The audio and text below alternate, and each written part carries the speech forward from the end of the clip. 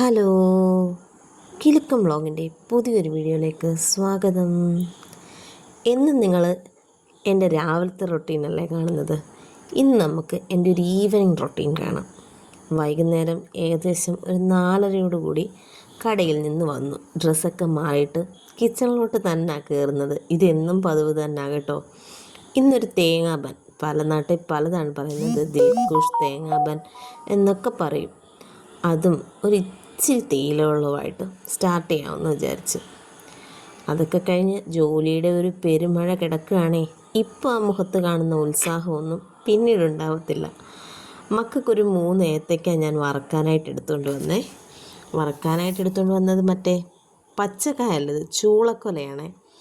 എന്ന് പറഞ്ഞാൽ നമ്മൾ പഴുപ്പിക്കാനായിട്ട് ചൂളയ്ക്ക് വെച്ചിട്ട് വരുന്ന ആ കൊല. ആദ്യത്തെ ദിവസം ഈ നിറം കാണത്തില്ല അതിന്.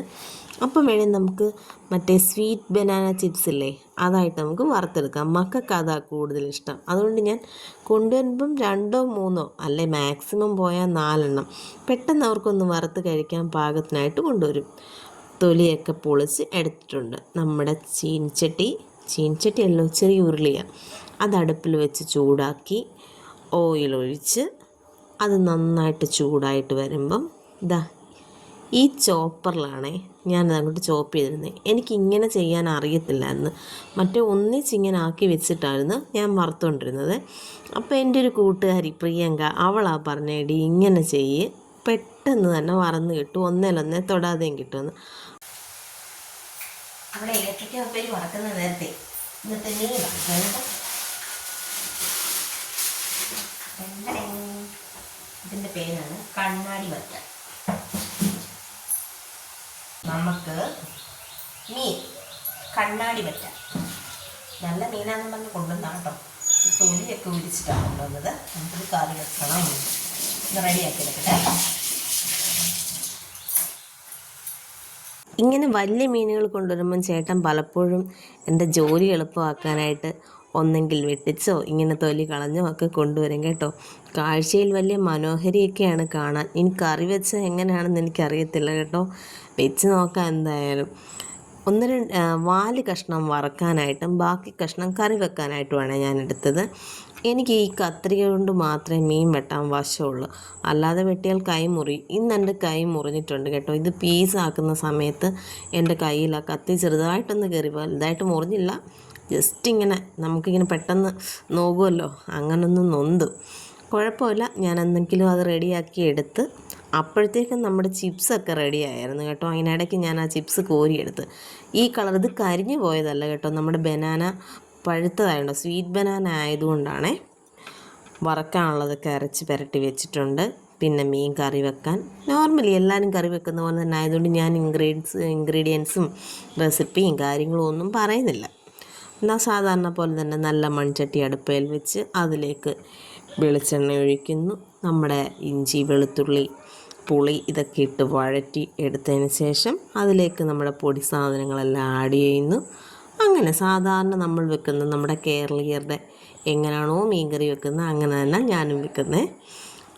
അങ്ങനെ വെച്ച് കഴിയുമ്പോൾ പിന്നെ ഞാൻ ഇതിനിടയ്ക്ക് പറയട്ടെ, വഴറ്റി അങ്ങനെയാണ് മീൻകറി വെക്കുന്നത്. ചിലർ, ഞാൻ രാവിലെ കടയിൽ ചെല്ലുമ്പോൾ ചിലരിക്കും, ഈ കൊച്ചിന് ജോലിയൊന്നും ഇല്ലയോ വീട്ടിൽ, നേരം വെളുക്കുമ്പോഴേ ഇങ്ങ് വരുമല്ലോ. നമ്മൾ നമ്മുടെ ജോലി തലേന്നേ, എത്രമാത്രം ക്ഷീണത്തെയാണെങ്കിലും നമ്മൾ തലേന്നേ അത് തീർത്ത് വെച്ചിട്ടാണ് ഒരു 10-10:30 ആകുമ്പോഴത്തേക്കും നമ്മൾ കടയിലോട്ട് ചെല്ലുന്നത്. അപ്പോൾ അവരുടെ വിചാരം നമ്മൾ വീട്ടിലൊന്നും ചെയ്യാതെ വളരെ കാഷ്വലായിട്ട് അങ്ങ് ചെല്ലുവാണെന്നുള്ളത് അവരുടെ വിചാരം. നമുക്ക് എത്രമാത്രം പണി കിടന്നാലും നമ്മളത് ചെയ്ത് തന്നെ തീർക്കണം. നമുക്ക് മറ്റാരും സഹായിക്കാനില്ല, സഹായങ്ങളില്ല എന്നല്ല, അമ്മ സഹായിക്കും. പക്ഷേ അമ്മയ്ക്ക് പ്രായത്തിൻ്റെയൊക്കെ ഒരു ക്ഷീണത അവശതയൊക്കെ ഇല്ലേ. ഞാൻ ഇതൊക്കെ ചെയ്യുന്ന സമയത്ത് അമ്മ വെളിയിൽ മുറ്റം തൂക്കുകയും തിണ്ണ തുടയ്ക്കുകയും വിളക്കേൽ ഒരുക്കുകയും ഒക്കെ ആയിരിക്കും. അമ്മ വിളക്ക് കത്തിക്കുക, അതും എനിക്ക് ചെയ്യേണ്ട ജോലി തന്നെയല്ലേ. ആ ഒരു ജോലിയിൽ അമ്മ ഈ വൈകുന്നേരം നല്ലൊരു സഹായം. ഈ കൊണ്ടുവരുന്ന മീൻ ചിലപ്പം വെട്ടാതായിട്ടം കൊണ്ടുവന്നെങ്കിൽ അതമ്മ വെട്ടിത്തരുകയും ഇഞ്ചിയും വെളുത്തുള്ളിയും എല്ലാം പൊളിച്ച് തരുകയൊക്കെ ചെയ്തിട്ടാണ് അമ്മയുടെ വിളക്ക് കത്തിക്കാനുള്ള പണിക്കായിട്ട് പോകുന്നത്. തിളച്ച അരപ്പിലേക്ക് മീൻ കഷ്ണങ്ങളൊക്കെ ഇട്ട് കഴിഞ്ഞിട്ട് നമ്മൾ നല്ലപോലെ കുറുക്കി അതിങ്ങെടുത്ത് കഴിഞ്ഞാൽ നമ്മുടെ സുന്ദര മീൻകറി അടിപൊളിയായിട്ട് കിട്ടും കേട്ടോ. എല്ലാവരും ഇങ്ങനെയാണോ മീൻകറി വെക്കുന്നത്? ഞങ്ങളിങ്ങനെ വെക്കും, തേങ്ങ വറുത്തരച്ച് വെക്കും, പച്ചത്തേങ്ങ അരച്ച് വെക്കും, അങ്ങനെ പല രീതിയിൽ വെക്കും. പക്ഷേ ഈ മീൻ ഇതാണ് ബെസ്റ്റ് എന്ന് തോന്നുന്നു.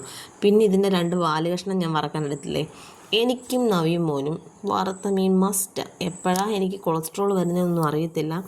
ചേട്ടൻ അത്യാവശ്യം ഡയറ്റും നല്ല വർക്കൗട്ടും ഒക്കെ ചെയ്ത് ചേട്ടായുടെ കൊളസ്ട്രോൾ നോർമലായിട്ടുണ്ട് കേട്ടോ. ഒരുപാട് നാളുകൊണ്ട് എനിക്ക് സത്യത്തിൽ നല്ല വിഷമവും പേടിയൊക്കെ ആയിരുന്നു, കൊളസ്ട്രോൾ കൂടിക്കഴിഞ്ഞാലുണ്ടാകുന്ന പ്രശ്നങ്ങൾ. എന്തായാലും ഒരു 2-2.5-3 മാസം കൂട്ടിക്കും. 3 മാസം കൊണ്ട് ഏട്ടൻ്റെ കുറച്ച് വെയിറ്റും നല്ല രീതിയിൽ കുറഞ്ഞ്, കൊളസ്ട്രോളും കുറഞ്ഞ്, പ്രഷറിന് ഗുളിക കഴിക്കുന്നുണ്ട്. അത് പിന്നെ നിർത്താൻ പറ്റുമോ എന്ന് എനിക്കറിയത്തില്ല. പ്രഷറിന് ഗുളിക സ്റ്റാർട്ട് ചെയ്ത് കഴിഞ്ഞാൽ നിർത്താൻ പറ്റത്തില്ല എന്ന് പറഞ്ഞു കേട്ടിട്ടുണ്ട്. നിർത്താൻ പറ്റുമോ? ആർക്കെങ്കിലും അറിയാമോ? പിന്നെ കരിയാപ്പില മസ്റ്റാണല്ലോ. എനിക്ക് ഒരു സമയത്ത് എനിക്ക് കരിയാപ്പില ഇല്ലായിരുന്നു കേട്ടോ.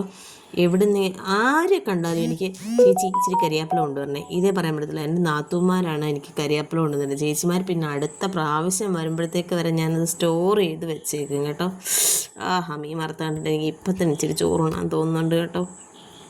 എൻ്റെ വായി വെള്ളം വരുന്നു. എല്ലാവരും ഇങ്ങനെയൊക്കെ തന്നെയല്ലേ മീൻ വറക്കുന്നത്? മുളക് പൊടി, മഞ്ഞൾപ്പൊടി, കുരുമുളക് പൊടി ഒക്കെ, ഉപ്പ്, മഞ്ഞൾപ്പൊടി ഇതെല്ലാം കൂടെ മിക്സ് ചെയ്തിട്ട്, പിന്നെ ഞാൻ സാധാരണ നോർമലി കാച്ചുന്ന പോലെ ഒരു പുളിശ്ശേരിയും കാച്ചി. ഇവിടെ പുളിശ്ശേരി മസ്റ്റാണ്. ഒരൊറ്റ ദിവസം പോലും പുളിശ്ശേരി ഇല്ലാത്തൊരു പരിപാടിയില്ല ഞങ്ങളുടെ വീട്ടിൽ. ചേട്ടൻ പുളിശ്ശേരിയുടെ ആളാണ്. പുളിശ്ശേരി, മീൻകറി, ഇത് രണ്ടും. പിന്നെ ഇത് ഇന്ന് കടയിൽ നിന്ന് എടുത്തുകൊണ്ട് വന്ന കേട്ടോ. ആ കറുത്ത പാടൊന്നും നിങ്ങൾ മൈൻഡ് ചെയ്യണ്ട. നമുക്ക് ഫ്രൂട്ട്സ് കട ആയതുകൊണ്ട് തന്നെ അവിടെ അത്യാവശ്യം കുഴപ്പമില്ലാത്ത സാധനങ്ങൾ ഞാൻ 1-2 എണ്ണം എടുത്തുകൊണ്ട് വരും. കൂടുതലൊന്നും വേണ്ട, നമ്മുടെ കുഞ്ഞുങ്ങളും വളരെ കുറച്ചേ കഴിക്കത്തുള്ളൂ. ഇത് സേലം മാങ്ങയായ കേട്ടോ. വലിയ വിലയൊന്നും ഇല്ലാത്ത മാങ്ങ. എനിക്കൊന്ന് മാങ്ങയുടെ കൂട്ടത്തിൽ ഏറ്റവും വില കുറഞ്ഞ മാങ്ങ എന്തൊന്നും, വണ്ടിക്കാരും ഒക്കെ ഇഷ്ടം പോലെ കൊണ്ടുനടന്ന് വെക്കുന്ന മാങ്ങയാണ്. നമ്മൾ കാഴ്ചയിലെ പോലെ തന്നെ ഇത് കഴിക്കാനും നല്ല ഭംഗിയാണ്. മാങ്ങണ്ടി എന്ന് പറഞ്ഞൊരു സാധനമേ ഇല്ല, വെറും ഒരു സ്ലൈഡ് പോലെ ഇരിക്കുക. അതെ കണ്ടോ, മൊത്തം ദശയാണ്, നല്ല മധുരമാണ്. ഞാൻ ആ കറുത്ത അത്രയും ഭാഗം ചെത്തിക്കളഞ്ഞിട്ടും ആ തൊലിയുടെ കറുപ്പല്ലാതെ ആ മാങ്ങയ്ക്കകത്തിലോട്ട് യാതൊരു കുഴപ്പങ്ങളും ഇല്ല. അതുകൊണ്ട് എല്ലാവർക്കും വിശ്വസിച്ച് വാങ്ങിക്കാം. ഈ മൽഗോവയും പോട്ടെ, സേലം മാങ്ങ അത് വളരെ നല്ല മാങ്ങയാ കേട്ടോ. നമുക്ക് അഫോർഡബിൾ ആയിട്ടുള്ള റേറ്റും, അതാണ് അതിൻ്റെ മെയിൻ കാര്യം തന്നെ. നമ്മളൊരു മാങ്ങായെ വാങ്ങിച്ചുള്ളതിലും എന്തുമാത്രം കഷ്ണം കാണുമെന്നറിയാമോ? അതുകൊണ്ട് എല്ലാവരും ധൈര്യമായിട്ട് വാങ്ങിച്ചു. ഇതുവരെ മാമ്പഴത്തിനകത്ത് പുഴു വരാൻ തുടങ്ങിയിട്ടില്ല. മഴക്കാലമൊക്കെ ആയി, ഇനി വരുന്ന മാങ്ങയിലൊക്കെ പുഴുവായിരിക്കും. പിന്നെ അടുത്ത പണിയെന്ന് പറഞ്ഞാൽ ചേട്ടൻ ചപ്പാത്തി ഉണ്ടാക്കുക. ഇതെന്നും ഉള്ള പരിപാടിയാണ് കേട്ടോ. ഒരു 2 അല്ലെങ്കിൽ 3 ചപ്പാത്തി മതി ആളിന്. ചപ്പാത്തി സാധാരണ എല്ലാവരും കുഴയ്ക്കുന്ന പോലെ തന്നെ വെള്ളത്തിനകത്ത് ചാലൂപ്പൊടിയൊക്കെ ഇട്ട് കുഴച്ച് എടുക്കുക. ഞങ്ങളിവിടെ ഗോതമ്പ് വാങ്ങിച്ച് പൊടിപ്പിക്കുക കേട്ടോ. റേഷൻ കടയിലെ ഗോതമ്പല്ല, അല്ലാതെ നമ്മുടെ കായംകുളം കമ്പോളത്തിൽ നിന്ന് 10 കിലോ വീതം വാങ്ങിച്ച് കഴുകി ഉണക്കി പൊടിപ്പിക്കുക. അതൊന്ന് ബോളാക്കിയിട്ട് ഒരു 10 മിനിറ്റ് ഒന്ന് റെസ്റ്റ് ചെയ്യാനായിട്ട് വെച്ച് കഴിഞ്ഞിട്ട് നമ്മൾ ചപ്പാത്തി ഉണ്ടാക്കത്തുള്ളൂ. ഇതെന്താണെന്നറിയാമോ? കുക്കുംബർ. ചേട്ടൻ രാത്രിയിൽ ഒരു സലാഡ് കൊടുക്കുന്നുണ്ട്. ഇപ്പം എന്നും കുക്കുംബറും ക്യാരറ്റും കൂടെ കാണുന്നായിരുന്നു, പക്ഷേ ഇന്ന് ക്യാരറ്റ് വാങ്ങിക്കാൻ അങ്ങ് മറന്നുപോയി. അപ്പോൾ അതുകൊണ്ട് ഞാനൊരു കുക്കുംബർ, എന്നെ പറയാതിരിക്കാൻ പറ്റത്തില്ല. എനിക്ക് ഈ ചോപ്പറൊക്കെ എന്തോ ഒരു സഹായമാണ്, ഒരു മനുഷ്യൻ്റെ സഹായം ചെയ്യും. ഇതും എൻ്റെ ചോപ്പറും, ഇവരെ 2 പേരെ എനിക്ക് മറക്കാൻ പറ്റത്തില്ല. എൻ്റെ ജോലികൾ വളരെ അനായാസമാക്കുന്ന, എന്നെ ഏറ്റവും കൂടുതൽ സഹായിക്കുന്ന 2 അടുക്കള പ്രോഡക്റ്റാണ് കേട്ടോ. പിന്നെ അതിനകത്തിലോട്ട് ഞാൻ ഇടുന്നത് കുരുമുളകും നാരങ്ങാനീരും മാത്രമാണ് കേട്ടോ. ഞങ്ങളിനി 2-3 ദിവസം കഴിയുമ്പം തൊട്ട് ഒലിവ് ഓയിൽ ഒഴിക്കാൻ തുടങ്ങും ഇതിനകത്ത്. ഒരു ഒലിവ് ഓയിൽ വന്നവരുടെ തിരുപ്പുണ്ട്, അതിങ്ങ് എത്തിയിട്ടില്ല. അയ്യോ, ഇനി ചപ്പാത്തി നിങ്ങൾ ആലോചിക്കണം. ഞാനിന്ന് നിങ്ങൾക്ക് വീഡിയോ എടുക്കാനായിട്ട് ഞാൻ എന്നും ഫുൾ ചപ്പാത്തി ഉണ്ടാക്കുന്നത് കേട്ടോ. തിരിച്ചും മറിച്ച് വിട്ട് കഴിഞ്ഞിട്ട് ഫ്ലെയിമിലോട്ട് വെച്ച് പപ്പടം പോലെ പൊള്ളിച്ചെടുക്കുക. പക്ഷേ വീഡിയോ എടുക്കുന്നതും ചപ്പാത്തി അറിഞ്ഞു കാണും, ഇന്ന് അവൻ പൊങ്ങുന്നില്ല, എന്താണെന്ന് അറിഞ്ഞുകൂടാ. അത്ര അങ്ങോട്ട് ബബിളായതേ ഉള്ളൂ കേട്ടോ. സാധാരണ അങ്ങനല്ല, നമ്മുടെ പപ്പടം പൊങ്ങി വരുന്നത് പോലെ പൊങ്ങി വരുന്ന അവനും ജാടയായിപ്പോയി ഞാൻ വീഡിയോ എടുക്കുന്നത് കണ്ടിട്ട്. പിന്നെ ചപ്പാത്തിയോടുകൂടി പരിപാടികളെല്ലാം കഴിഞ്ഞു, കിച്ചണെല്ലാം ക്ലീനാക്കി അതിലും ഇങ്ങോട്ടിറങ്ങി. പക്ഷേ മക്കൾ ട്യൂഷനും കഴിഞ്ഞ് വന്നു കഴിഞ്ഞാൽ അവർക്കൊന്നും കൊടുത്തില്ലല്ലോ. ഞാൻ കുറച്ച് ഉപ്പേരിയൊക്കെ ഒരു പാത്രത്തിലാക്കി അമ്മമ്മയ്ക്കും കൊച്ചുമക്കൾക്ക് കൊടുത്തു കേട്ടോ. നവീങ്ങിന് ട്യൂഷൻ കഴിഞ്ഞോട്ട് വന്നതേ ഉള്ളൂ. കുക്കു അവച്ചി പഠിക്കുവാണേ. പിന്നെ ഇന്ന് ഹോട്ട്സ്റ്റാറിലാണെങ്കിൽ തുടരും സിനിമ വന്നല്ലോ. ഞങ്ങൾ തുടരും കാണാൻ പോയപ്പോൾ അമ്മ ഇവിടെ ഇല്ലായിരുന്നു. അമ്മ എന്നാലും ചേട്ടൻ്റെ അടുത്ത് ഔറംഗാബാദിന് പോയേക്കുമായിരുന്നു. അപ്പോൾ ഇപ്പം മോൻ ടി വിക്കകത്തിലത് കണക്ട് ചെയ്ത് കാണിക്കാമെന്ന് പറഞ്ഞ് അത് ഇട്ട് കൊടുക്കാൻ റെഡിയായിട്ട് ഇങ്ങനെ ഇരിക്കുകയാണ്. നാളെ പഠിത്തമില്ലല്ലോ, അതുകൊണ്ട് നവിമോൻ ഇന്നൊരു റെസ്റ്റ് കൊടുത്ത് ഇച്ചിരി നേരത്തേക്ക് സിനിമ കണ്ടോളാൻ പറഞ്ഞ് അവരങ്ങനെയൊക്കെ അത് കാണാനായിട്ടിരുന്ന സമയത്ത് ഞാൻ കുളിക്കാനായിട്ട് പോവുക കേട്ടോ. ഇപ്പം സമയം ഏകദേശം ഒരു 8:30-9 മണിയോളം ആവാറായിട്ടുണ്ടായിരുന്നു. ഡെയിലി എല്ലാ ദിവസവും വൈകുന്നേരം എൻ്റെ ഈ റൊട്ടീൻ ഇങ്ങനെയാണ്. എൻ്റെ നൈറ്റിയിൽ വെള്ളം ഇരിക്കുന്നുണ്ടോ, പാത്രം കഴുകിയിട്ട് കൈ തുടയ്ക്കുന്ന, ഇങ്ങനത്തെ വൃത്തികെട്ട ശീലമുള്ള ആരെങ്കിലും ഈ കൂട്ടത്തിലുണ്ടെങ്കിൽ ഒന്ന് കമൻറ്റ് ചെയ്തേരെ. കുളിയും കഴിഞ്ഞ് വന്നപ്പോഴാണ് അടുത്ത 8ൻ്റെ പണി. എൻ്റെ പൊന്നോ, കൂനിൽമേ കുരു എന്ന് പറയുന്ന പോലെ നമ്മൾ കഷ്ടപ്പെട്ടിട്ട് ഇങ്ങോട്ട് വന്നു കഴിയുമ്പോൾ ഇങ്ങനെ ചില പണികൾ കിട്ടും. അപ്പോൾ തുടർന്നും എൻ്റെ വീഡിയോസ് കാണണമെന്ന് താല്പര്യമുള്ളവർ സബ്സ്ക്രൈബ് ചെയ്യാനും ലൈക്ക് ചെയ്യാനും ഷെയർ ചെയ്യാനും ഒന്നും മറക്കല്ലേ. Bye bye.